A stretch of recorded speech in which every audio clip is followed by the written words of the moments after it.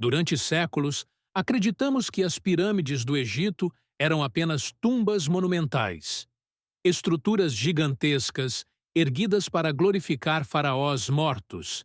Mas, e se essa explicação estiver incompleta?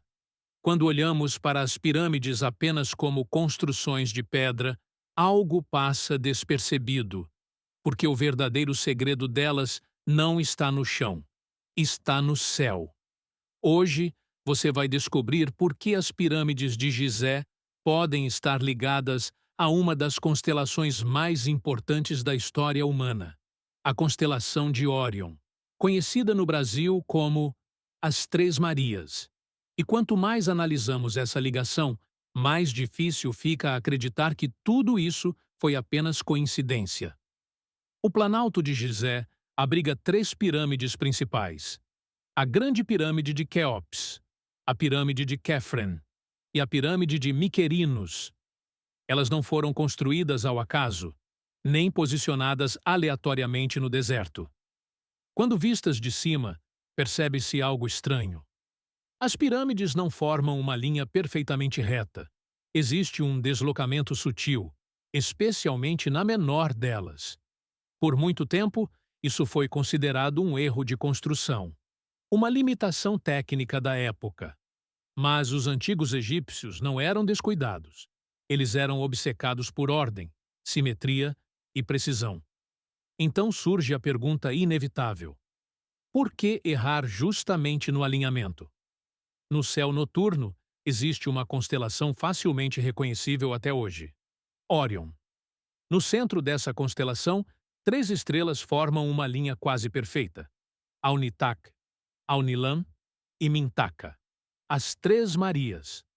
Essas estrelas eram observadas por civilizações antigas muito antes da invenção dos telescópios.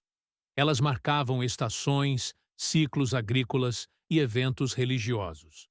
Mas no Egito Antigo, Órion tinha um significado ainda maior. Órion não era apenas um conjunto de estrelas. Era um símbolo divino.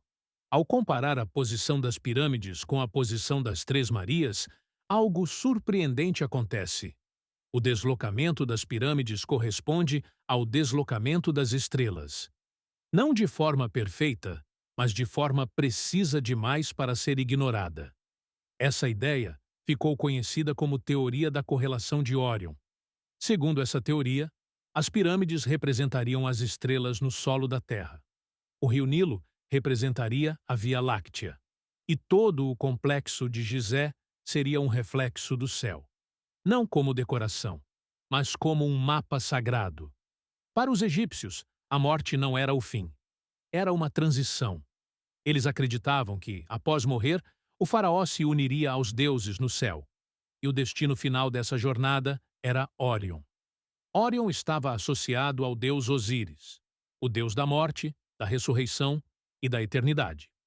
As pirâmides, portanto, não seriam apenas tumbas, mas portais simbólicos, escadas espirituais entre a Terra e o cosmos.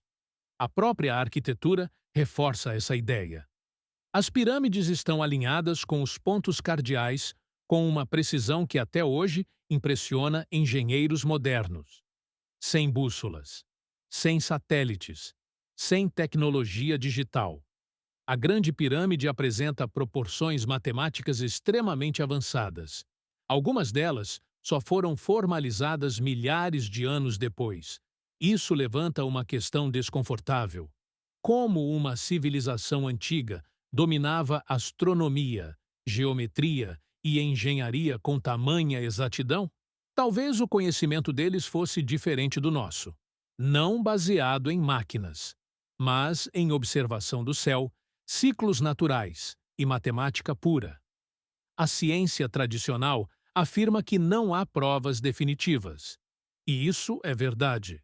Mas também é verdade que existem coincidências demais. O alinhamento, a mitologia, a geografia, a simbologia religiosa, tudo aponta para uma mesma direção. Talvez as pirâmides não tenham sido feitas apenas para durar milênios, mas para transmitir uma mensagem silenciosa. Uma mensagem que atravessou o tempo. As pirâmides continuam ali, imóveis, observando o céu, noite após noite. Elas sobreviveram a impérios, religiões e guerras. Talvez porque guardam algo maior do que pedra e areia. Talvez guardem um conhecimento que a humanidade ainda não conseguiu decifrar completamente. A pergunta não é se os egípcios olhavam para as estrelas. Eles olhavam. A verdadeira pergunta é: o que exatamente eles viam? Que nós deixamos de ver? Se você gosta de mistérios, ciência não convencional e perguntas que desafiam o óbvio, inscreva-se no canal Ciência Oculta. Aqui, a gente não aceita respostas fáceis. A gente questiona o que foi esquecido.